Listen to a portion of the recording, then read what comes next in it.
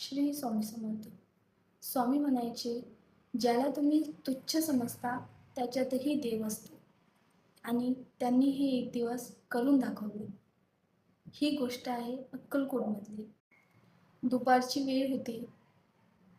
सगळे लोक स्वामींना भाकर आणि भाजी घेऊन आलेले होते.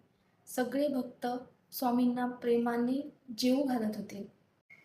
तेवढ्यात एक भुकेलेलं कुत्र तिथे आलं. तो खूप अशक्त होता. त्याच्या डोळ्यात भूक स्पष्ट दिसत होती.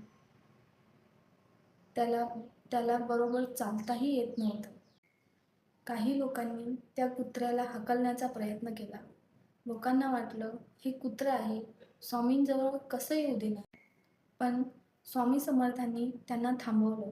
स्वामी म्हणाले, त्याला हाकलू नका, त्याला आधी खायला द्या. सगळे भक्त आश्चर्यचकित झाले. एक भक्त म्हणाला, स्वामी आधी तुम्ही जेवा, मग त्याला देऊ. पण स्वामी समर्थ शांतपणे म्हणाले, तो भुकेला आहे, आधी त्याला जेवण द्या.